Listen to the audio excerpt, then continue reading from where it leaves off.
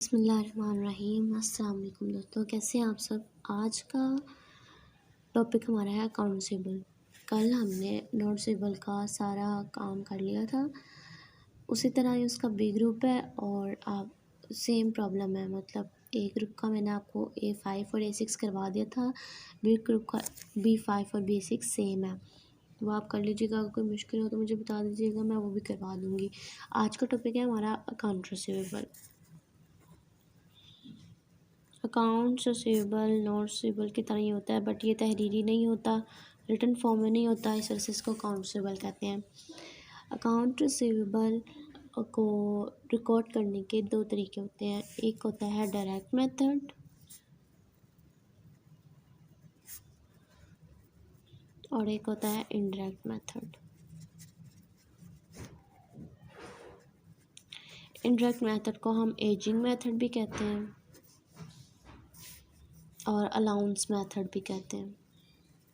ठीक है, अगर आपको क्वेश्चन आ जाए कि एजिंग मेथड से करें अलाउंस मेथड से करें तो बात सेम है। ठीक है, एजिंग मेथड, अलाउंस मेथड और इनडायरेक्ट मेथड ये सारा सेम है। और डायरेक्ट मेथड में सिर्फ डायरेक्ट ही मेथड आएगा। इसको अकाउंट रिसीवेबल को दो तरीक़ों से रिकॉर्ड करते हैं। मतलब अकाउंट रिसीवेबल को नहीं, अकाउंट रिसीवेबल जब अनकलेक्टेड हो जाते हैं तो उनको दो तरीक़ों से किया जाता है। ठीक है, अकाउंट रिसीवेबल को जब अनकलेक्टेड हो जाते हैं, अनकलेक्टेड अकाउंट रिसीवेबल होते हैं, उनको दो तरीक़ों से रिकॉर्ड किया जाता है। एक होता है डायरेक्ट मेथड, एक होता है इनडायरेक्ट मेथड। ठीक है, डायरेक्ट मेथड की सिर्फ एक एंट्री होती है, जो कि जितने भी हमारे पास अनकलेक्टेड अकाउंट आते हैं वो उसको हम डायरेक्ट रिकॉर्ड कर लेते हैं। फॉर एग्ज़ाम्पल हमने जो से थे अकाउंट रिसीवेबल थे हमारे 2 लाख के। ठीक है, उसके अंदर से हमारे पास आने नहीं है। मतलब हमें डाउट आया कि हमें जो है ना 20,000 का नुकसान होगा, 20,000 हमारे पास नहीं आएगा। तो डायरेक्ट मेथड में एंट्री हो जाती है अनकलेक्टेबल अकाउंट, यानी कि ये कलेक्ट नहीं ना होने, अनकलेक्टेबल अकाउंट और अकाउंट्स रिसीवेबल।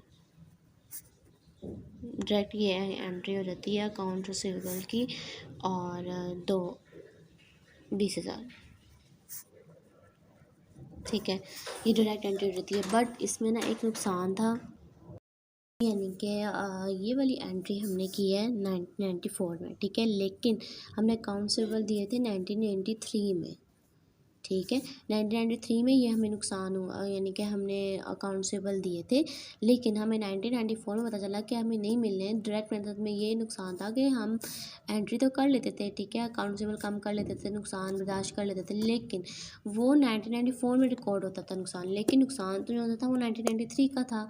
इस वजह से ये वाला मेथड जो है ना, इसमें हमें पता नहीं चलता था कि कौन सी ईयर का नुकसान है और इस ईयर में हुआ है कि पिछले ईयर में हुआ है। ये काफ़ी कन्फ्यूजन थी। इस वजह से इस मेथड को जो है ना वो ख़त्म करके दूसरा मेथड इनडायरेक्ट मेथड लाया गया। इनडायरेक्ट मेथड कह लें, एजिंग मेथड कह लें, अलाउंस मेथड कह लें, सेम है। ठीक है, इनडायरेक्ट मेथड आ गया। और इनडायरेक्ट मेथड भी दो तरीक़ों से होता है। इनडायरेक्ट मेथड के भी दो तरीके होते हैं, मतलब दो तरीके नहीं होते, इसके दो मेथड के नाम इन्होंने दिए हुए। एक को दिया हुआ है बैलेंस शीट अप्रोच, ठीक है, और दूसरा है हमारे पास इनकम स्टेटमेंट अप्रोच। अब इन दोनों में माइनर सा डिफरेंस है। इनकम स्टेटमेंट जो सी होती है ना, उन्होंने हमें क्रेडिट सेल दी हुई होती है। क्रेडिट सेल जो सी दी होती है उसके ऊपर उन्होंने परसेंटेज दी हुई होती है कि आपने इतने परसेंट जो है ना वो हमें नहीं मिलना। मीन्स के हमने सेल किया यानी कि कर लो 20 लाख,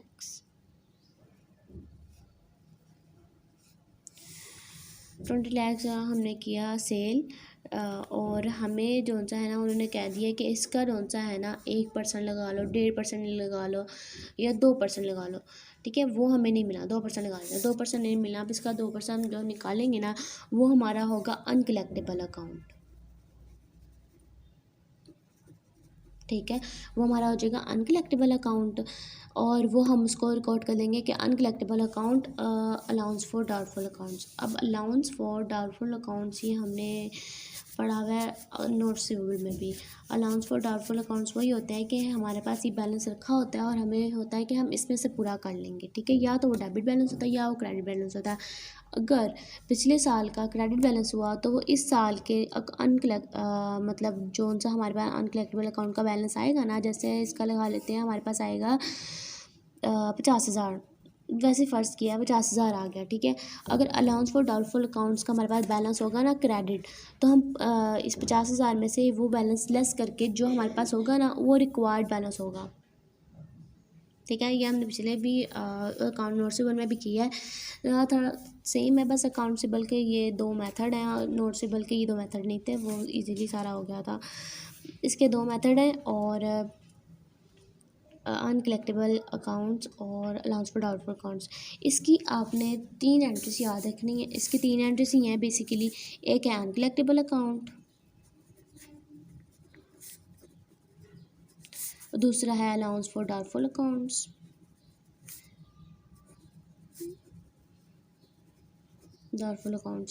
और तीसरा है अकाउंट्स रिसीवेबल। बस यही एंट्री है, यही सारे अकाउंट्स रिसीवेबल के क्वेश्चन में घूमी जाएंगी और यही सारा जो है वो रिपीट होगा, ठीक है। अब बस इसको लिखना किस तरह से वो आप लोगों ने करना है। अच्छा, अभी हमने की थी इनकम स्टेटमेंट अप्रोच। अब बैलेंस शीट अप्रोच जो सी होती है ना, बैलेंस शीट अप्रोच अगर वो कहेगा कि बैलेंस शीट अप्रोच के साथ करें तो हमें ना पूरा एजिंग मेथड को अपनाना पड़ेगा। मतलब उसको एजिंग मेथड क्या होता है, एज ग्रुप वाइज, ठीक है, उसके ग्रुप बना लिए जाते हैं कि इस ग्रुप में ये है, इस ग्रुप में ये है, इस तरह से होता है। लेकिन जो इनकम स्टेटमेंट अप्रोच होती है ना, उसमें सिर्फ हमें दिया होता है कि ये इतना आपने परसेंट निकालना है और इसको हमने अलाउंस फॉर डाउटफुल अकाउंट्स में बस लिख देना है, सिंपली। इनकम स्टेटमेंट में हमें ये भी नहीं होता कि पिछला डेबिट बैलेंस था, पिछला क्रेडिट बैलेंस था, इस तरह से हमें ये भी नहीं अंदाज़ा लगाना पड़ता। सिंपल इनकम स्टेटमेंट अप्रोच में हमने सिर्फ जितनी हमारे पास सेल है उसका परसेंटेज निकाल कर और हमने डायरेक्ट एंट्री कर लेनी है कि अनकलेक्टेबल अकाउंट्स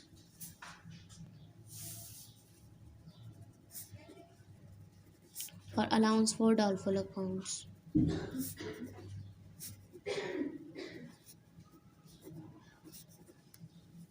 सिंपली ये एंट्री कर लेनी है। बट ये था इनकम स्टेटमेंट। इनकम स्टेटमेंट आपको समझ आ गई होगी। इनकम स्टेटमेंट अप्रोच में कोई भी मुश्किल नहीं है, बस जितनी उसके परसेंटेज दी हो उसका परसेंटेज निकाल कर और हमने डायरेक्ट उसकी एंट्री कर देनी है। देन हमारे पास आ गया बैलेंस शीट अप्रोच। अब बैलेंस शीट अप्रोच के हिसाब से देख लेते हैं इसका मेथड क्या है। बैलेंस शीट अप्रोच के हिसाब से ना उन्होंने दिए होते हैं हमें एज ग्रुप, ठीक है। अब एज ग्रुप क्या होते हैं कि टोटल जैसे हमारे पास है अकाउंट रिसीवेबल 2 लाख का, ठीक है, लेट किया हमने 2 लाख का अकाउंट रिसीवेबल है टोटल, ठीक है। इसमें से जो सा अभी नोट या ड्यू हुआ है ना, नोट येट ड्यू, वो हमारे पास यानी कि आपने ये इसके जो है ना 5 ग्रुप होते हैं, ठीक है। 5 ग्रुप को याद कर लेना। एक नोट या ड्यू होता है, एक 1 to 30 days pass due. For example 5 group हैं इसके, ठीक है। फॉर एग्ज़ाम्पल आपके पास मतलब कस्टमर्स हैं, कस्टमर काफ़ी ज़्यादा होते हैं, ठीक है। अब इसमें से कुछ कस्टमर हैं जो अभी अभी कर्ज़ा लेके गए हैं, कुछ कस्टमर हैं जिसको 30 दिन अभी पूरे नहीं हुए लेकिन वो लेके गए हैं, कर्ज़ा लेके गए हुए हैं, ठीक है। और कुछ कस्टमर होते हैं जिनको 30 दिन से ऊपर रहते हैं, कुछ कस्टमर होते हैं जिनको 60 दिन से ऊपर रहते हैं, कुछ कस्टमर होते हैं जो 90 दिन से ऊपर रहते हैं। यानी कि 3 महीने का हमने सिर्फ एस्टिमेट लगाना होता है और 3 महीने के अंदर अंदर और जो सा है ना उसकी परसेंटेज उन्होंने दी होती है। ऐसा कुछ कस्टमर रिक्वायर्ड होता है। सिर्फ आपको ये समझाने के लिए मैं कर रही हूँ। टोटल जैसे अब हमारे पास है 2 लाख, ठीक है। इसमें से अभी अभी जो उनसे लेके गए हैं ना कस्टमर, यानी कि नोट येट ड्यू, अभी ड्यू नहीं हुई उनकी अमाउंट, ठीक है, अभी यानी कि 1 महीना भी नहीं हुआ, वो लेके गए हैं, वो हमारे पास आ गए हैं 20,000 कर लो, 20,000 है, ठीक है। जो जिनको अभी 30 दिन पूरे नहीं हुए, ठीक है, लेकिन नोट या ड्यू अभी अभी नहीं लेके गए लेकिन 30 दिन अभी पूरे नहीं हुए, एक से ज़्यादा 30 से कम दिन हुए, तो वो हमारे पास आ गए हैं। हमने फ़र्ज़ कर लिए हैं कि 50,000 आ गए हैं, 2 लाख को यानी कि पूरा एडजस्ट किया हुआ है। और एक ग्रुप ये हो गया, दूसरा ये हो गया और तीसरा हो गया 31 से 60 डेज़, यानी कि 2 महीने से ज़्यादा नहीं हुए और 30 दिन से ज़्यादा हो गए। वो हमारे पास आ गए हैं 1 लाख के, ठीक है। और फिर 61 से 90 डेज़ पास्ट ड्यू, यानी कि इतने दिन हो गए, 60 दिन से ऊपर हो गए, 90 दिन से कम है, तो वो उसके हमारे पास आ जाएंगे 30,000, ठीक है। और ओवर 90 डेज़, यानी कि 90 दिन से ऊपर हो गया, वो कितने दिन हो गए वो नहीं हमें पता, बस 90 दिन से ऊपर हो गए हैं, वो हमारे पास आ जाएंगे 50, 30, इधर 2 लाख, ये भी पूरा हो गया है, चलो इसको 20 कर लेते हैं, और 10,000, ठीक हो गया। ये हमारा 2 लाख का एस्टिमेट हो गया। यही होता है। अब हमने यानी कि एजिंग मेथड में ये एज ग्रुप बन गए, ठीक है, एज ग्रुप बन गए, उसके बाद हमने इसका एस्टिमेट लगाना होता है कि मैं इससे कितने परसेंट लूँगी, इससे कितने परसेंट लूँगी, इससे कितने परसेंट लूँगी, ठीक है। जाहिर सी बात है, जो अभी भी लेके गया उससे कम परसेंटेज लूँगी, जिनको ज़्यादा टाइम होगा उनसे ज़्यादा परसेंटेज लूँगी। तो मैं कल तो मैं इससे 1% लूँगी इंटरेस्ट, इससे लूँगी, सॉरी लेना नहीं है, अंदाज़ा लगाया है कि इससे 8% नहीं मिलेगा, इससे 2% नहीं मिलेगा, क्योंकि जिसको जितना टाइम रहता है ना उसके उतना ही डाउट होता है कि वो नहीं देगा, ठीक है। अब एग्ज़ाम्पल दे देती हूँ कि जैसे मेरी दोस्त हैं, आपस में दोस्त हैं, अगर वो मतलब यहाँ से चली गई है और उसने मेरे से उधार लिया हुआ था, अब वो नहीं आएगी, जितना टाइम होता जाएगा उतने ही उसके आने के चांसेस कम होते जाएंगे मेरे माइंड में, कि यार वो लेके गई है, मुझे नहीं लगता वो वापस आएगी, यानी कि जितना टाइम हो जाता है उतने ही हमें चांसेस रहते हैं, तो जितना टाइम होगा ना उतने परसेंटेज के हिसाब से हमने लगा लेना है। इसका अभी भी लेके गया तो मुझे पता है वो दे दिएगा, इसका हो गया 30 दिन से, तो मैं 4% कर लूँगी, इसका 10% कर लूँगी, इसके इनकी इतनी अमाउंट नहीं मिलनी है, और 30 हो गए, 50 हो गए, ठीक है, सारा कुछ लेट किया हुआ है।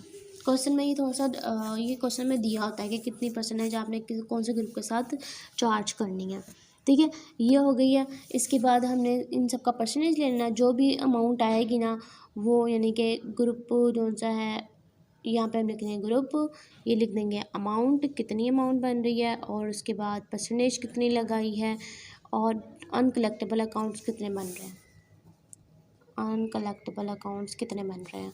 तो जो ग्रुप है हमारे पास वो आ जाएंगे कि not yet due, not yet due यहाँ पे आ जाएंगे, कि जितने भी हमने ग्रुप बनाए हैं ना वो सारे यहाँ पे आ जाएंगे। उसकी अमाउंट कितनी है, मतलब नॉट येट की ड्यू 20,000 थी, इसकी 50,000 थी, इसकी 1 लाख थी, इसकी 30,000 थी, ये अमाउंट सारे लिख देंगे। परसेंटेज हमने कितनी लगाई है, पहले ग्रुप पे 1% लगाई है, दूसरे पे 4, तीसरे पे 10, चौथे पे 30, ये आ जाएगी। फिर उसका यानी कि इस अमाउंट का जितना परसेंटेज निकालेंगे वो यहाँ पे लिखते जाएंगे, जैसे यहाँ पे 20,000 बन रहा है, 10,000 बन रहा है, इस तरह लिखते लिखते टोटल लास्ट पे करेंगे तो वो हमारे पास होगा uncollectable accounts by aging method, ठीक है, वो निकल आया। उसके बाद एस्टिमेट हमने लगाया, मतलब ये सारा प्रोसेस था सिर्फ अनकलेक्टेबल अकाउंट्स करने का, कि इस साल हमने अनकलेक्टेबल अकाउंट्स कितने होंगे, वो निकल आया। जो भी टोटल आएगा अमाउंट उसकी एस्टिमेट लगाएंगे, यानी कि उसको हम डाल देंगे एस्टिमेट में, यानी कि हमने एस्टिमेट लगाया कि इतने हमें नहीं मिलने, जितने भी आएंगे 20,000 आ रहा है, 10,000 आ रहा है, वो हम लिख लेंगे टोटल अनकलेक्टेबल अकाउंट्स, ये हो गया। अब अलाउंस फॉर डाउटफुल अकाउंट्स ये होता है कि हमारे पास बैलेंस कितना पड़ा हुआ है, ठीक है, यानी कि हम ना वो बैलेंस होता है ऑनर इक्विटी, ठीक है। Allowance for doubtful honour equity type होता है कि जैसे हमने कैपिटल था ना, हमारे पास कैपिटल था हमारे पास, और अगर हमें कोई नुकसान होता था तो हम कैपिटल में से पूरा करते थे, ठीक है। इसी तरह अलाउंस फॉर डाउटफुल अकाउंट हमारे पास एक कैपिटल की ही सूरत आ जाती है, हमने वो रखा होता है साइड पे कि हम इसमें से नुकसान पूरा करेंगे। अगर तो वो क्रेडिट बैलेंस हुआ तो हम उसके अंदर से ना इसको लेस कर लेंगे, यानी कि ये हमारा नुकसान ही है ना एक तरह का, ये अलाउंस में से हम लेस कर देंगे। फिर जो हमारे पास, जैसे हमारे पास जो सा था बैलेंस था वो क्रेडिट था, ठीक है, वो हो गया हमारे पास 5,000 पड़े हुए हैं, 5,000 पड़े हुए हैं, ठीक है। 20,000 में 5,000 निकाल तो 15,000 बनते हैं, 15,000 हमें रिक्वायर्ड है, इतना हमें चाहिए। तो हम जब हमें चीज़ें चाहिए होती हैं ना तो हम अनकलेक्टेबल अकाउंट्स को कर देते हैं डेबिट, और अलाउंस फॉर डाउटफुल अकाउंट को क्रेडिट देते हैं क्रेडिट, के इतना हमें बैलेंस चाहिए।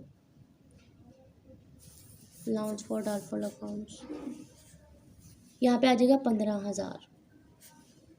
बट लेट करें कि अगर हमारे पास डेबिट बैलेंस यानी कि पिछले साल का भी हमारे पास अभी देने वाला पड़ा हुआ है, पिछले साल का भी हमारे पास डेबिट बैलेंस है, तो हम 20,000 में 5,000 ऐड करेंगे और 25,000 बन जाएगा।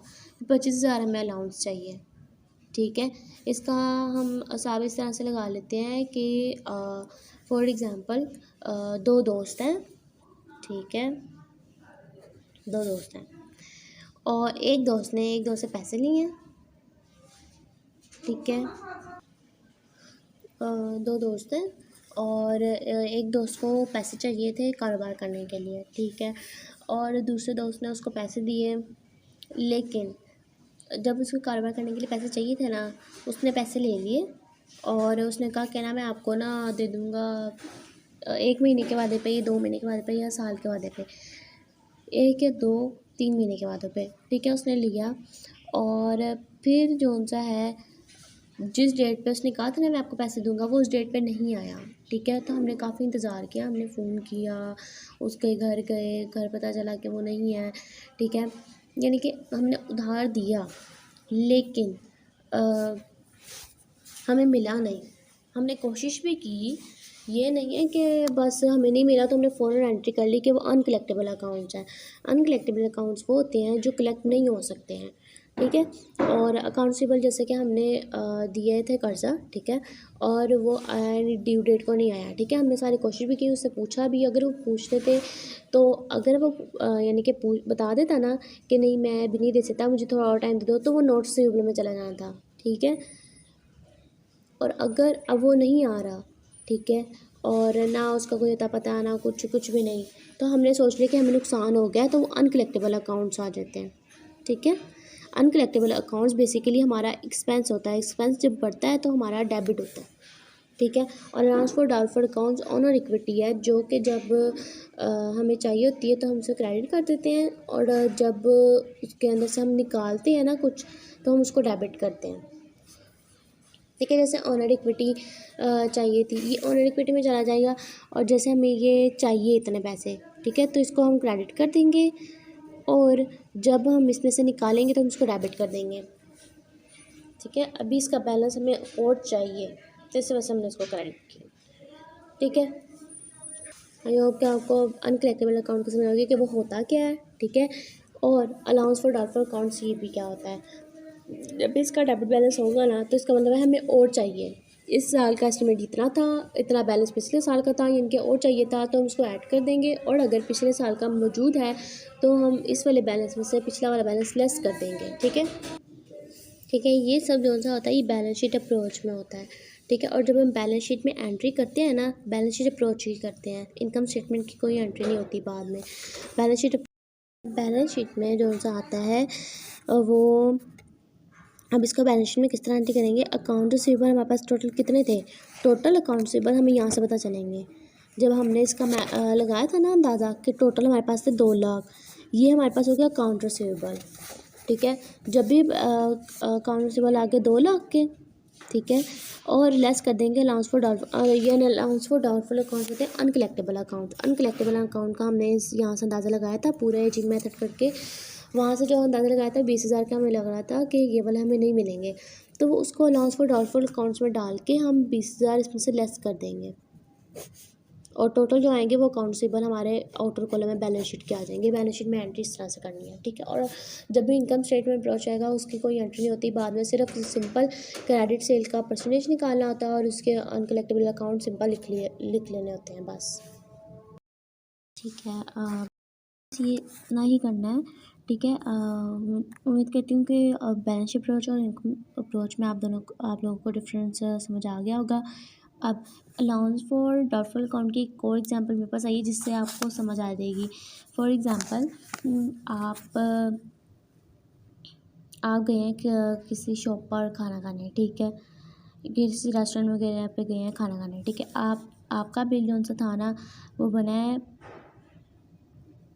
25,000, ठीक है। 25,000 का आपने खाना खा लिया, ठीक है, और आपके पास अभी पॉकेट में पैसे पड़े हुए हैं 20,000, ठीक है। अब 25,000 का बिल आया, 20,000 आपके पास पड़े हैं, आपको और कितने पैसे चाहिए, 5,000 ना। तो ये 5,000 ये अलाउंस फॉर डाउटफुल अकाउंट्स की एंट्री आएगी, ठीक है ना। अलाउंस फॉर डाउटफुल अकाउंट्स इतने आपको चाहिए, ठीक है। और ये इतने आपके पास अलाउंस फॉर डाउटफुल अकाउंट्स पड़े हुए थे, ठीक है। अब जाहिर सी बात है, 25,000 का बिल बना है, 20,000 आपके पास आए तो 25 में से 20 निकाल दोगे, 5,000 की एंट्री करोगे ना, ठीक है। और अब आपका बिल बना था 25,000, ठीक है। लेकिन आपने जो है ना उस दुकानदार के पिछले वाले भी 5,000 रुपये देने हैं, ठीक है। उधार आपने उससे पहले से लिया हुआ है और 5,000 उसको और देने हैं आपने, तो 25 और 5 कितना हो जाएगा 30, यानी कि आपको पूसे देने के लिए कितने पैसे चाहिए, 30,000 रुपये चाहिए। इस वजह से जब भी हमारे पास अलाउंस का क्रेडिट बैलेंस होगा तो इसका मतलब है हमारे पास पड़े हुए हैं, ठीक है। और हम उसमें जो हमारे पास अब एस्टिमेट लगेगा उसमें से हम पड़े हुए पैसे निकाल देंगे, इतने पैसे हमें और चाहिए उसकी एंट्री कर देंगे। और जब डेबिट बैलेंस होता है इसका मतलब है हमारे ऑलरेडी ही वो माइनस में पड़े हुए हैं, यानी कि 5,000 और देने वाले रखे हुए हैं अभी। तो 25 अब का बना, 5,000 पहले का था, 25 और 5 30,000 हो जाएगा, 30,000 की जो सी वो हम एंट्री कर देंगे, ठीक है। तो ये वाला कंसेप्ट क्लियर हो गया। अब क्वेश्चन की बारी आ जाती है। क्वेश्चन हमने करना है अकाउंट रिसीवेबल से रिलेटेड, जो कि है हमारे पास 8A2, ठीक है। 8A2 हमने करनी है। 8A2 में हम देख लेते हैं। उसने हमें कहा है कि जो सा कैंडल एसोसिएट अकाउंट है, use a balance sheet approach. जो बैलेंस शीट अप्रोच यूज़ करता है to estimate bad debts and maintain an allowance maintain an allowance account, ठीक है। अलाउंस अकाउंट से हमें पता चल गया है कि ये जो सा है एजिंग मेथड है या इनडायरेक्ट मेथड है, ठीक है। यहाँ से to reduce account receivable to realize value analysis the account receivable at year end it produce the following are group agents, ठीक है। अब मैंने आपको ग्रुप बताए थे ना कि किस तरह से ग्रुप बनाने हैं। देखो ये आपको क्वेश्चन में बने बनाए आएंगे, ठीक है। ये ग्रुप बने बनाएंगे। नोट या ड्यू के उसके पास है 3,48,000, ठीक है। और 1 से 30 के दरमियान, यानी कि कर्जा लिए हुए उन्हें अभी 30 दिन से कम और 1 दिन से ज़्यादा हुए हैं, तो उनका आ जाएगा 1,80,000 उन्होंने दिया हुआ है। और 60 दिन से कम 30 दिन से ज़्यादा तो 78,000, और 60 दिन से ज़्यादा 90 दिन से कम 18,000, और 90 दिन से जो ऊपर ज़्यादा हो गए हैं वो 30,000 है। इन सब का एस्टिमेट निकाल कर उन्होंने कहा 6,54,000 उनसे हमारे पास टोटल अकाउंट रिसीवेबल बनाया है। ये टोटल अकाउंट रिसीवेबल है, ठीक है। और उन्होंने अब नीचे ग्रुप भी दिए हुए हैं। देखो, इन analysis upon it pass experience with collection the company estimate the percentage probably unaccountable for the above 5 age group. ये 5 एज ग्रुप बने हुए हैं। लो ग्रुप, ठीक है, यानी कि एज फॉलोज है। ग्रुप 1 का कौन सा है 1%, यानी कि इसका हम लेंगे 1%।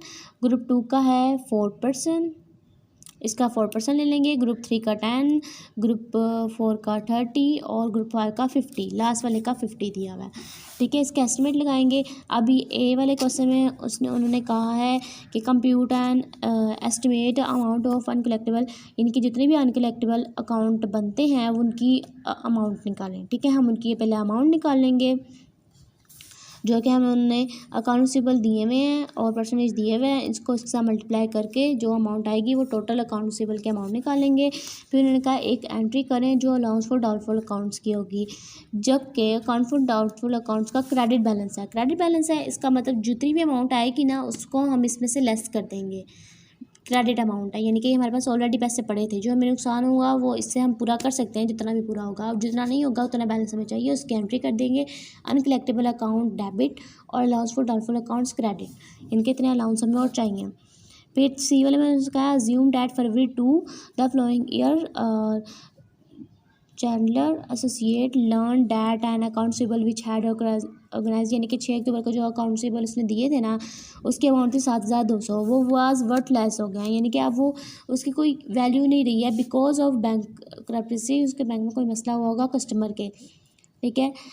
वेवर कंपनी, यानी कि उन्होंने कहा ये 7,200 के अकाउंटेबल ये वर्थलेस हो गए थे, इसकी प्रीपेड जर्नल एंट्री करें। फरवरी 2 की रिटर्न ऑफ द अकाउंट, जब भी अकाउंट राइट ऑफ होंगे तो इसका मतलब है जो हमारे पास बैलेंस पड़ा है ना इसमें से हमने राइट ऑफ कर देने हैं।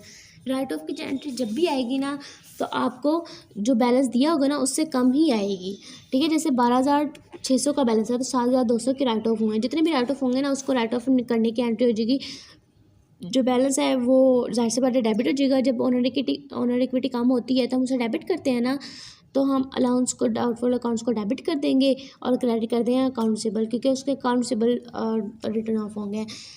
क्योंकि टाइम कम होता है, वीडियो का टाइम ज़्यादा होता है, क्वेश्चन कम सॉल्व होते हैं, इस वजह से मैंने ना ऑलरेडी सॉल्व करके रखा हुआ है। मैं आपको दिखा देती हूँ, वहाँ से आपको थोड़ा बहुत समझा दूँगी। समझ तो वैसे आप लोग को आ ही गई है, बस आपको करके बताना है कि किस तरह करना है।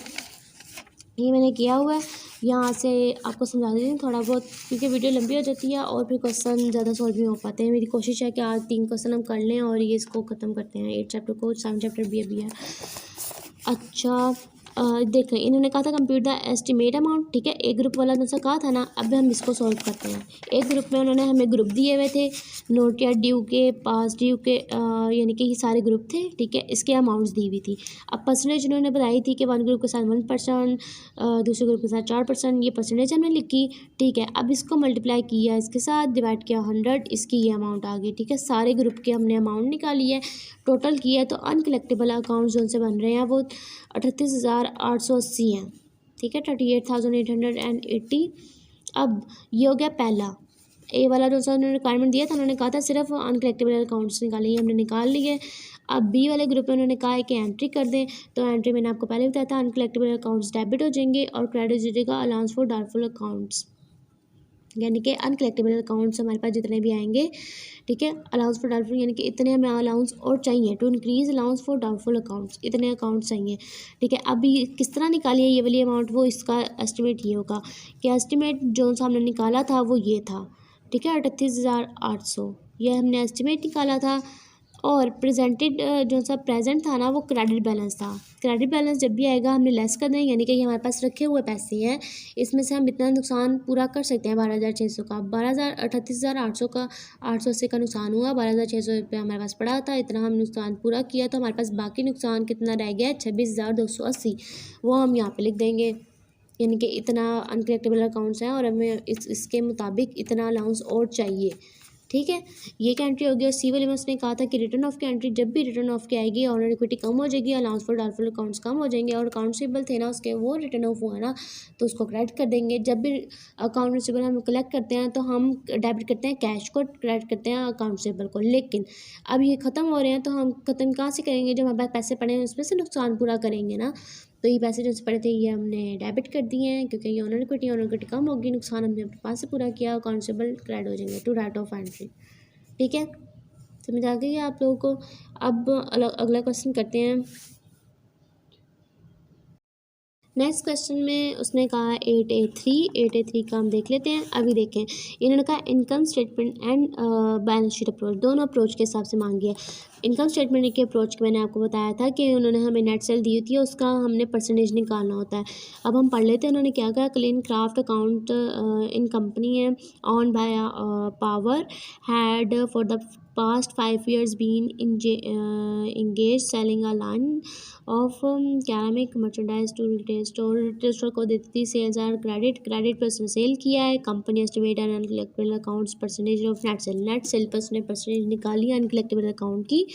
परसेंटेज थी 1/2 ऑफ 1%, यानी कि 1% का हाफ, ठीक है, यानी कि 0.5% ऑफ नेट सेल्स की। How doubtful accounts are debit balance, यानी कि अब देखा उन्होंने डाउटफुल अकाउंट्स का डेबिट बैलेंस दिया है, ठीक है। डाउटफुल अकाउंट्स का डेबिट बैलेंस है 6,200 का। At May 31st prior to making the monthly provision power has therefore decided to change the method estimate in collectible accounts expense and to rally up analysis of the age character of the account. अच्छा, उन्होंने कहा है कि ना वो पहले जो है ना इनकम स्टेटमेंट अप्रोच का ना मेथड यूज़ करता था। बेसिकली सारे ना इनकम स्टेटमेंट का करते हैं मंथली, लेकिन जब एनुअली करते हैं तो बैलेंस शीट अप्रोच पा लेते हैं, क्योंकि उसमें हमें सारा पता चलता है कि कौन कौन से कितने महीने के कितने कितने अकाउंटेबल हमारे पास अनकलेक्टेबल हैं, ठीक है। तो उसने कहा कि पहले वो इनकम स्टेटमेंट अप्रोच करा था, उसने बैलेंस शीट अप्रोच यानी कि एजिंग मेथड उसने किया है। At May 31st the account receivable total, ठीक है, May 31st पे उसके अकाउंट रिसीवेबल टोटल्ड है 3,80,000, ठीक है। This total amount include pass due, ठीक है, इसमें पास ड्यू जो सा इंक्लूड्स है ना वो 86,000 है, 86,000 पास ड्यूज है और 3,80,000 टोटल्ड है, टोटल अकाउंट रिसीवेबल, टोटल जब हमने निकाला था ना ये एस्टिमेट करके, ये देखो टोटल अकाउंट रिसीवेबल आए थे हमारे पास, ये वो वाला टोटल है, 3,80,000 टोटल है। और ये 86,000 ये पिछले, ये इनके पास्ट का है। None of this parts accounts was considered hopeless, all accounts regarded are worthless had been return off as rapidly as they are determined to be uncollectible. After careful investigation of the past due accounts at May 31st, अबे power decide that the probably loss contain there was. अच्छा, उन्होंने कहा ये जो है ना worthless हो गए थे, मतलब इनकी डेट गुजर गई थी और उन्होंने हमें नहीं दिए, पैसे नहीं दिए, ठीक है। अब उन्होंने कहा है जो May 31 में है ना हमारे पास पास ड्यू, ठीक है, पास ड्यू को जो सा लॉस है ना उसके ऊपर हम 10% चार्ज करेंगे, और जो addition she could anticipate a loss, current amount का जो सा है ना अकाउंट रिसीवेबल, करंट अमाउंट पे 8% लेंगे, और जो सा पास्ट है ना उसके ऊपर 10% लेंगे, ठीक है। तो पास्ट का हमें तो पता है कि 86,000 है, और टोटल इतना है, टोटल में से अगर हम पास्ट निकालेंगे तो वो करंट आ जाएगा ना, बस यही करना है। पहले हमने जो है ना पुराना वाला यानी कि पास्ट के ऊपर 86,000 के ऊपर 10% ले लिया, ठीक है। उसके बाद 3,80,000 में से लेस किया पास्ट वाला ये है, इसके अनुसार निकाला, तो बाकी जो अमाउंट बची वो उसका 1% लेंगे तो आ जाएगी हमारे पास करंट अमाउंट अनकलेक्टेबल, ठीक है। अब इन्होंने ए वाले में कहा है कि कंप्यूट करें uncollectable amount includes in account receivable, जो अकाउंट रिसीवेबल में इंक्लूड है अनकलेक्टेबल अकाउंट वो निकालें। और दूसरे में उन्होंने कहा prepare journal entry necessary to carry change in a policy, जो उसने पॉलिसी चेंज की है उसके मुताबिक एक जर्नल एंट्री करते हैं, पास। इसमें यही दो काम है। इसकी प्रॉब्लम देख लेते हैं, ये वाली भी मैंने सॉल्व की हुई है, क्योंकि टाइम कम है इस वजह से बस मैं आपको सीधा सीधा दिखा रही हूँ, ठीक है। देखें, कंप्यूट करना था अनकलेक्टेबल अकाउंट, ठीक है। अमाउंट ऑफ पास ड्यू की अमाउंट थी 86,000, ठीक है। उसके बैड डेट्स रेट थे 10%, 86,000 का 10% लिया तो 8,600 आया, ठीक है। करंट ड्यू था, करंट ड्यू किस तरह निकालना है, जो टोटल है उसके से पास माइनस कर देंगे तो करंट आ जाएगा, ठीक है। बैड डेट्स रेट से 1% है, इसका 1% लिया तो आ गया 2,940, ठीक है। और टोटल अनकलेक्टेबल अकाउंट्स बने पुराना और नया मिलाकर 11,540, ठीक है। अब इसके मुताबिक इसकी एंट्री करनी है। अब एंट्री में उन्होंने क्या कहा है कि जो सी पॉलिसी उसने की है ना, अब जब भी हमने एंट्री करनी है ना, हमने अपने अलाउंस को देखकर एंट्री करनी है, ठीक है। अलाउंस उसने हमें बताया था डेबिट बैलेंस है, यानी कि हमारा पहले से हमने उसको देने हैं, इनके पहले से ही हमारे पास जो है वो डेबिट बैलेंस पड़ा हुआ है, हमारे पास क्रेडिट नहीं पड़े, यानी कि हमारे पास नहीं है, हमारा डेबिट बैलेंस है। डेबिट बैलेंस का मैंने आपको कंसेप्ट पहले बता दिए कि वो क्या होते हैं। अब अनकलेक्टेबल अकाउंट्स ये आ गए हैं, डेबिट बैलेंस यानी कि इसमें ऐड हो जाएगा, और टोटल बन गया 17,740, यानी कि अब हमें अलाउंस कितना चाहिए 17,740, जिसमें हम पुराना भी अपना नुकसान पूरा कर सकें और अब नए साल का भी नुकसान हम पूरा कर सकें, ठीक है। उसकी एक एंट्री कर दी है to increase allowance for doubtful accounts simply, ठीक है। ये लो क्वेश्चन भी हो गया। नेक्स्ट अब हमारा क्वेश्चन आ जाता है प्रॉब्लम नंबर 8A4, ठीक है। 8A4 में उसने कहा है नैंगो इंटरनेशनल, यानी कि उसके इंटरनेशनल है, इंटरनेशनल में बाहर के को भी देता है अकाउंट रिसीवेबल, सबको देता है, उधार देता है। उसके 420 अकाउंट रिसीवेबल यानी कि 420 कस्टमर है सब्सिडियरी लेजर में, ठीक है, बोला नहीं जा रहा। 420 अकाउंट रिसीवेबल हैं, और all accounts are due in 30 यानी कि 30 डेज़ में वो ड्यू हो जाते हैं। और December 31 and agent schedule prepare the result are summarize below, ठीक है। एजिंग मेथड उसने अप्लाई की है, ठीक है, जिसकी उसने हमें सारा कुछ दे दिया हुआ है, यानी कि शेड्यूल बना के दिया हुआ है। टोटल हमारे पास ये हैं, अभी नो डेट ड्यू जो नहीं हुए यानी कि जिनकी भी तारीख नहीं आई वो ये हैं। 30 दिन को गुजर गए हैं, 30 दिन से ऊपर हो गया है, 1 दिन से ऊपर, 30 दिन से ऊपर, 60 दिन से ऊपर, 90 दिन से ऊपर, ये सारा उन्होंने दिया है। नेक्स्ट देख लेते हैं उन्होंने क्या कहा है हमें।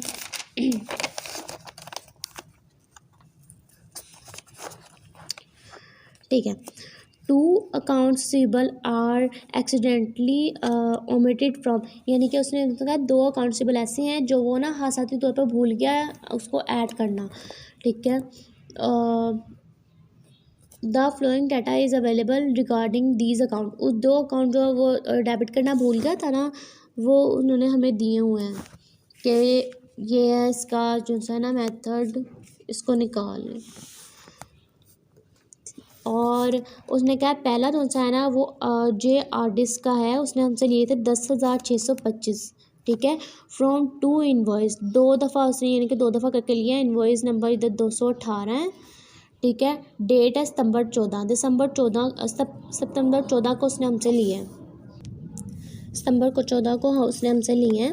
और जो यानी कि पहली जो सा इन्वॉइस है ना 218 वाला, वो 14 सितंबर को लिया। फिर दूसरा इन्वॉइस जो सा है ना वो उसने हमसे लिया नवंबर को, ठीक है। 1 सितंबर को लिया, 1 नवंबर को पैसे लिए, 2 दफ़ा उसने पैसे लिए। टोटल उसके पैसे बन रहे हैं 10,625, ठीक है। और दूसरा वाला जो सा है वो एन सेलेस्टेड है, और उसने लिए 9,400।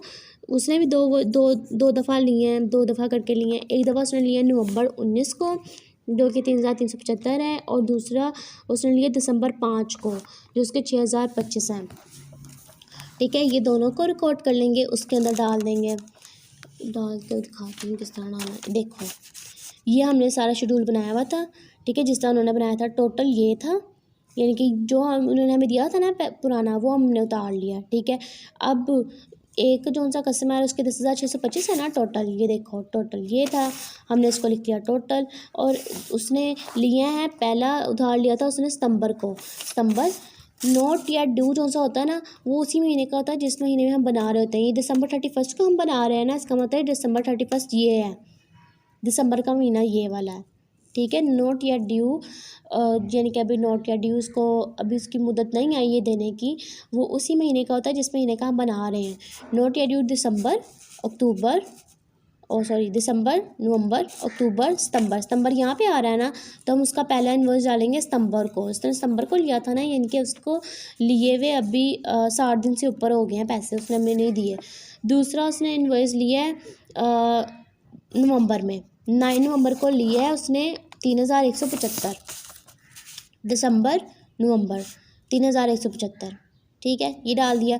फिर दूसरा जो सा कस्टमर था उसने 9,400 लिए थे, जिसमें से उसने एक इन्वॉइस लिया है नवंबर को, तो दिसंबर और नवंबर 3,375। दूसरा इन्वॉइस उसने लिया है दिसंबर 5 को, तो 6,025 आ जाएगा इधर दिसंबर वाले में, ठीक है। इन सबको टोटल करेंगे, टोटल करके ये जगह यहाँ पे कम आ रही थी, तो यहाँ पे मैंने लिया ओवर 90 डेज़, ये वाला भी यहाँ पे आ जाएगा, ठीक है। ये होगी पहली रिक्वायरमेंट। उन्होंने पहली रिक्वायरमेंट कहा था कि कंप्लीट करें aging schedule of December 31 by adding the column totals aging of the accounts of Ardis and Celested. Ardis Celested के जो से अकाउंट्स है ना वो उसके अंदर डाल के उसको पूरा करें। तो हमने ए वाली रिक्वायरमेंट पूरा कर दी कि इसमें हमने इसको डाल दिया और उसको टोटल कर लिया, ठीक है। अब बी वाले में उसने कहा है कि prepare schedule to estimate portion of each are group that prove uncollectable accounts, यानी कि उसने कहा है कि अनकलेक्टेबल अकाउंट्स का बैलेंस निकालें, जबकि अलाउंस फॉर डाउटफुल अकाउंट्स में पूरा हो जाएगा। अरेंज योर शेड्यूल, अरेंज जिस तरह शेड्यूल करना है ना वो इस तरह से है कि ग्रुप 1 का कौन सा है 1%, और 1/3 से जिनको गुजर गया उसका 4%, 30 दिन से गुजर गया उसका 10%, 60 से ऊपर गुजर गया उसका 30%, 90 दिन से गुजर गया उसका 50%। अब हमने जो से ग्रुप ऊपर बनाए थे ना उसको हमने लाइन वाइज नीचे उतार लिया, ग्रुप निकाल लिए, ठीक है। इनकी जो टोटल अमाउंट बन रही थी ना, ये टोटल को छोड़ देंगे, टोटल हमारे अकाउंट से बना, यहाँ से नोटेड ड्यू से देखना है। इसके 4,65,000 थे, ठीक है। ये सारा हमने इसको लाइन वाइज लिख लिया, नोट या ड्यू के कितने थे, इसके कितने थे, सबको टोटल कर लिया। परसेंटेज उन्होंने हमें दी हुई थी कि ग्रुप 1 की 1%, ग्रुप 2 की 4%, इन सब लिया, परसेंटेज निकाली, परसेंटेज निकालने के बाद जो टोटल आया वो हमारे पास है अनकलेक्टेबल अकाउंट। अनकलेक्टेबल अकाउंट के एस्टिमेट निकाल लिया, इनके बी ग्रुप भी हमने पूरा कर लिया, ठीक है। अब ये सी ग्रुप जो सा है ना, सी ग्रुप में उन्होंने कहा है कि प्रिपेयर एंड जर्नल एंट्री करें, जबकि allowance for doubtful account required है हमें, और making adjustment the account for doubtful account का क्रेडिट बैलेंस है, ठीक है। इधर क्रेडिट बैलेंस है, जल्दी मैं पढ़ रही हूँ ताकि ना हमारा क्वेश्चन सारे कंप्लीट हो जाए, 7 चैप्टर पे हम फटाफट आ जाए। क्रेडिट बैलेंस आ गया इसका 34,500, ठीक है।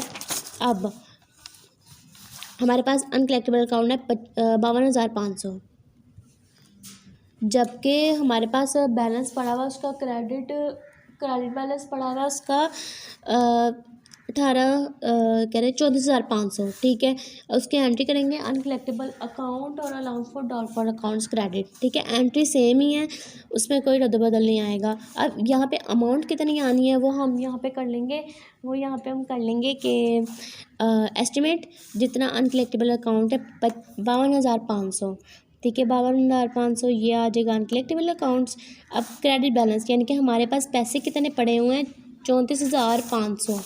34,500 हमने लिखा बैलेंस क्रेडिट 52,500 यानी कि इतना हमारा नुकसान हुआ है, इतने पास हमारे पास पैसे पड़े थे, इतने हम नुकसान पूरा कर सकते हैं।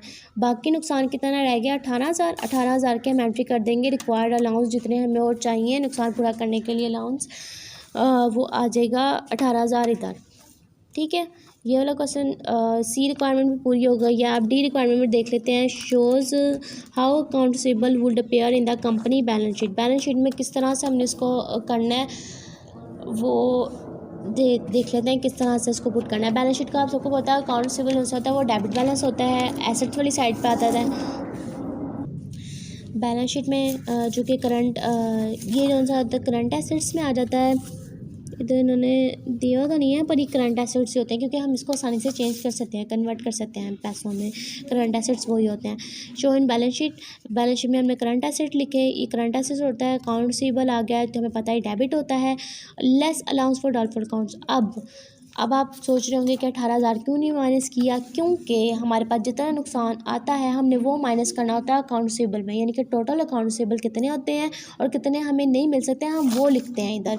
ये नहीं लिखते कि अलाउंस फॉर डॉलफॉर अकाउंट्स इतने और चाहिए, ये नहीं लिखना। ठीक है, हमें टोटल हमारा जितना नुकसान हुआ है ना बस वो हमने माइनस कर देना है कि हमें इतने अकाउंट रिसीवेबल रह गए हैं, इतना नुकसान हुआ इतने रह गए हैं। अलाउंस फॉर डॉलफॉर अकाउंट में इस वजह से हम डालते हैं क्योंकि हमने यहीं से पूरा करना होता है। ठीक है, जितना भी नुकसान हो ना वो अलाउंस फॉर डॉलफॉर अकाउंट्स में से हमने पूरा करना होता है। इस वजह से हमने इसको जितना भी नुकसान होता है ना अनकलेक्टेबल अकाउंट्स वो हम अलाउंस फॉर डॉलफॉर अकाउंट में डालते हैं और बैलेंस शीट में अकाउंट रिसीवेबल में से ये इसको लेस करके जितने हमारे पास अमाउंट आती है वो हम लिख देते हैं। अब ई वाली रिक्वायरमेंट में उन्होंने पूछा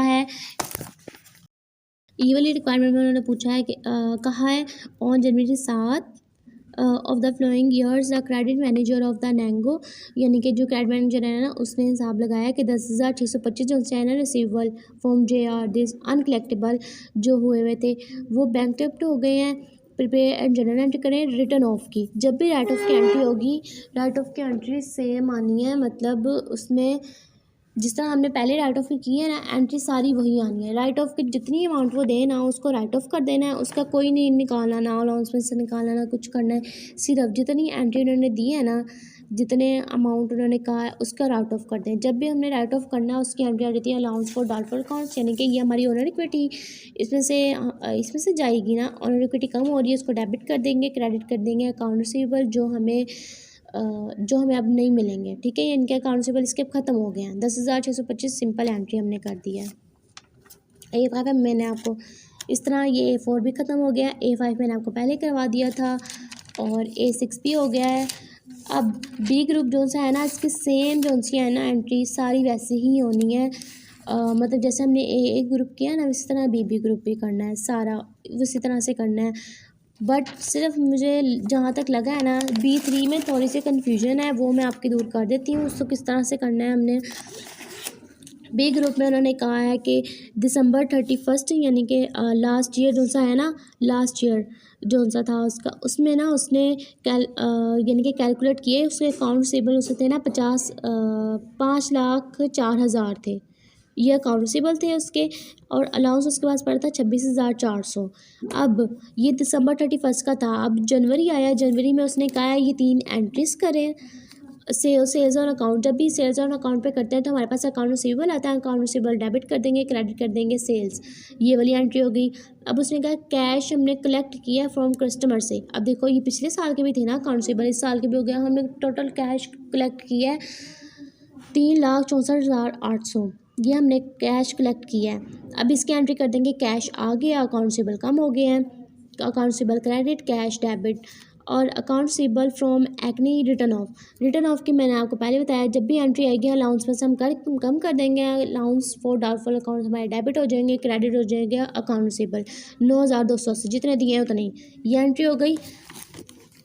अब उन्होंने कहा है after a careful ageing and analysis of a customer accounts, यानी कि एजिंग उसने ख्याल से करना, इस तरह से ख्याल से करना है कि अलाउंस फॉर डाउटफुल अकाउंट्स भी निकल जाएं, ठीक है, और टोटल नुकसान हमारा हो 29,280 का, ठीक है, यानी कि टोटल अनकलेक्टेबल अकाउंट हमारे पास हो जाएंगे 29,280 के आने चाहिए, ठीक है। ये उन्होंने बस कहा, ये इस वजह से आप लोग कन्फ्यूज़ हुए होंगे, मैं भी हुई थी थोड़ा सा। In order to reflect account receivable at net realizable value in the January 31 balance sheet में जो सा है ना उसने रियलाइज़ किया कि 29,280 का रियलाइज़ का मतलब बैलेंस शीट में भी हमने बनाया था ना, बैलेंस शीट कहाँ गई ये रही, ठीक है। उसने कहा कि बैलेंस शीट में हमने जो सा लिखे हैं ना अलाउंस फॉर डाउटफुल अकाउंट वो 29,280 लिखे हैं, ठीक है। अब हमने इस तरह से करना है कि 29,280 ही आए टोटल। उन्होंने कहा प्रिपेयर जर्नल एंट्री करें, जो कि मैंने आपको 3 जर्नल एंट्री बता दी है। चौथी जर्नल एंट्री उन्होंने कहा है कि प्रोवाइड अनकलेक्टेबल अकाउंट्स की करें, जितने हमें यानी कि अलाउंस फॉर डाउटफुल अकाउंट्स चाहिए उसकी एंट्री करें, ठीक है। ये रहा सिंपल, जो मैंने आपको एंट्रीज पहले बोल के बताई थी, मैं आपको ऐसे दिखा रही हूँ, देखें इस तरह से हमने एंट्री कर दी है। सेल्स की थी तो सेल्स की एंट्री, कैश रिसीव किया कैश की entry, allowance for doubtful accounts की यानी कि ये रिटर्न ऑफ हो गया उसकी एंट्री। अब uncollectible accounts, allowance for doubtful accounts, ये इसकी अमाउंट यहाँ पे कैसी आई, वो इस तरह से आई हमारे पास। देखो क्रेडिट बैलेंस था 26,400 का, ठीक है, ये क्रेडिट बैलेंस है। अगर उन्होंने हमें ना दिया हो कि क्रेडिट है कि डेबिट, तो हमने अंदाज़ा लगा लेना कि वो क्रेडिट बैलेंस ही होता है। अलाउंस का बैलेंस हमेशा क्रेडिट होता है, अगर उसने डेबिट देना हुआ तो स्पेसिफाइड करेगा कि डेबिट बैलेंस है। 26,400 का क्रेडिट बैलेंस था। अब देखो यहाँ पे मैंने इसकी एंट्री साफ साफ की है कि अलाउंस क्रेडिट बैलेंस था, ठीक है, रिटर्न ऑफ हुए यानी कि अब अलाउंस में से हमने निकाले हैं ना, तो अलाउंस हमारे इतने डेबिट हो गए यानी कि इतने कम हो गए। 26,400 में से 9,280 निकाले तो 17,000 आता है वैसे, ठीक है, 17,120 आएगा। 17,120 आया हमारे पास टोटल क्रेडिट बैलेंस, ठीक है। टोटल हमारे कितने होने हैं, इतने होने हैं ना राइट ऑफ, यानी कि इतने अनकलेक्टेबल होने हैं। तो अब इसमें से ना 17,120 निकाल दो, तो यानी कि 2,980 को पूरा होने में 12,160 और चाहिए होंगे, तो इसकी और एंट्री कर दो, ठीक है। देखो पहले अलाउंस था क्रेडिट बैलेंस, लेस कर दिया रिटर्न ऑफ, जितनी भी अमाउंट आई ना 17,120 आएगी, वो आएगी, यानी कि इतना क्रेडिट बैलेंस है और इतने हमारे पास नुकसान हुए हैं। अब इसमें से हम ये निकाल देंगे, इतने पैसे पड़े हुए थे, इतना नुकसान हुआ है, इसमें से ये निकाल दिए तो हमें और कितने पैसे चाहिए इसको पूरा करने के लिए, वो है 12,160 की एंट्री कर दी सिंपली, ठीक है। अब बी में उसने कहा है कि शो अकाउंट रिसीवेबल जो सा है ना पेयर इन बैलेंस शीट में उसको शो करवाएं, अकाउंट रिसीवेबल को हम बैलेंस शीट में शो करा देते हैं सिंपली। देखो ये रहा बैलेंस शीट में शो करवाया अकाउंट रिसीवेबल। अब टोटल अकाउंट रिसीवेबल आपको कैसे पता चलेगा कैसे हैं, उसकी मैंने एंट्री नीचे की हुई है। अलाउंस फॉर डाउटफुल अकाउंट मैंने आपको पहले कहा था, टोटल उसने हमें दिए हुए हैं कि ये वाले अकाउंट रिसीवेबल टोटल हैं जो हमें नहीं मिलने हैं, वो हमने लेस कर दिए हैं। बैलेंस शीट में उसने कहा था ना मैं पेयर किया हुआ है, ये रहा। आल्सो शो एडजस्टेड एंट्रीज, ये रहा ऊपर, adjusted to balance of order to account receivable in design balance sheet में उसने किया हुआ है पेयर इसको, ठीक है। अब ये अकाउंट रिसीवेबल टोटल कितने कैसे पता चलेगा, प्रीवियस अकाउंट रिसीवेबल कितने थे 5,04,000 जो उन्होंने हमें दिए हुए थे पुराने रिसीवेबल। नए रिसीवेबल आ गए 36,640, ये रे 3,60,640 ये दिए हुए थे ना नए अकाउंट रिसीवेबल, ये आ गए, इन्होंने को प्लस कर दिया तो ये आ गया। अब लेस कर देंगे कलेक्ट, अब इसमें से हमें इतने पैसे रिसीव भी तो हुए थे ना कैश, वो कैश निकाल दिया, ठीक है। अब इतने रिटर्न ऑफ भी तो हो गए थे, रिटर्न ऑफ जब हो जाते हैं इसका मतलब वो अकाउंट रिसीवेबल ख़त्म हो गए हैं ना। अकाउंट रिसीवेबल क्रेडिट हमने किया था, जब क्रेडिट कर देते हैं तो डेबिट में से क्रेडिट लेस करेंगे तो लेस ही होगा, डेबिट में से क्रेडिट करेंगे। तो ये इसमें से हमने इतने निकाल दिए, तो हमारे पास 4,90,560 ये टोटल अकाउंटेबल आए हैं। अकाउंटेबल टोटल डेबिट में वो बैलेंस शीट में लिखे, ये लेस कर दिए अलाउंस फॉर डाउटफुल अकाउंट्स जो कि 29,280 उसने हमें पहले बता दिया था एस्टिमेट करके। ये टोटल हमारे पास अकाउंटेबल आ गया। सी वाले में उसने कहा ज्यूम करें कि 9,280 है ना, वो हमें मिल गया। जब भी हमें अपनी डूबी हुई रकम मिलेगी आपने डबल एंट्री करनी है। किस तरह से डबल एंट्री करनी है वो मैं आपको समझा देती हूँ। पास में बताया हुआ है कि इतने जो से ना जो से डेब्ट हमने डाले थे रिटर्न ऑफ में, रिटर्न ऑफ की एंट्री हमने क्या की हुई थी, रिटर्न ऑफ की एंट्री ये देखो सी वाली एंट्री की हुई थी ना, अलाउंस फॉर डाउटफुल अकाउंट्स और अकाउंटेबल, यानी कि ये ख़त्म कर दिए थे, रिटर्न ऑफ कर दिए थे। जब भी हमें डूबी हुई रकम मिलेगी हम 2 एंट्री करेंगे, जो कि होगी पहले जो से हमने डूबी हुई रकम है ना उसको हम वापस लिखेंगे, यानी कि इस एंट्री को ख़त्म करने के लिए इस एंट्री को डूबी हुई रकम जो से हमने डाली थी ना ये ख़त्म हो गई, ये अब हमें नहीं मिलेंगे, इसको वापस लाने के लिए पहले हम इसको उल्ट करेंगे, ठीक है। यानी कि इस एंट्री को काटेंगे, ये डेबिट था इसको काटने के लिए क्रेडिट कर देंगे, ये क्रेडिट था इसको कट करने के लिए डेबिट कर देंगे, तो पुरानी एंट्री जो से वो ख़त्म हो जाएगी, उसको कर देंगे। फिर कर दिया जी हमने अलाउंस फॉर डाउटफुल अकाउंट्स, ये रही, ठीक है। ये देखो ये एक एंट्री हो गई, यानी कि दोबारा से हमारे पास अकाउंटेबल आ गया और अलाउंस फॉर डाउटफुल अकाउंट्स आ गए। इनके डाउट था ये हमें नहीं मिलेंगे, जब डाउट होता है तो हम ये एंट्री करते हैं, और जब डाउट हो जाता है ना मुकम्मल के अब हम मिलने ही नहीं है तो हम रिटर्न ऑफ की एंट्री करते हैं। अब रिटर्न ऑफ से दोबारा उसने कहा है कि मिल गए हैं पैसे, तो हम पहले रिटर्न ऑफ वाली एंट्री ख़त्म करेंगे, जो कि हम इसको उल्टा करेंगे, ठीक है। उसके बाद अकाउंटेबल डेबिट हो जाएंगे, allowance for doubtful accounts credit हो गए। उसकी एंट्री ख़त्म करने के लिए हमने उल्ट एंट्री उसकी कर ली, री इंस्टेट अकाउंटेबल री इंस्टेट, यानी कि दोबारा से हमने उसको अकाउंटेबल को ज़िंदा किया है कि ये आ गए हैं भाई वापस। अभी कैश कलेक्ट यानी कि पैसे उसने दे दिए थे ना, थर्ड उसने यही कहा है कि जो वर्तलेस थे वो वापस आ गए। अभी कैश आ गया और अकाउंटेबल उनसे वो कम हो जाएंगे, ख़त्म हो जाएंगे। अकाउंटेबल ख़त्म हुए हैं लेकिन रिटर्न ऑफ नहीं हुए, पैसे आए हैं। जब भी पैसे आते हैं हम कैश क्रेडिट कर देते हैं और अकाउंटेबल हमारे ख़त्म हो जाएंगे। ये हमने कलेक्ट कर लिया। आई होप आप लोगों को जो इनमें कन्फ्यूजन थी वो समझ आ गई होगी। मिलते हैं नेक्स्ट वीडियो के साथ, नए चैप्टर के साथ। अल्लाह हाफिज़।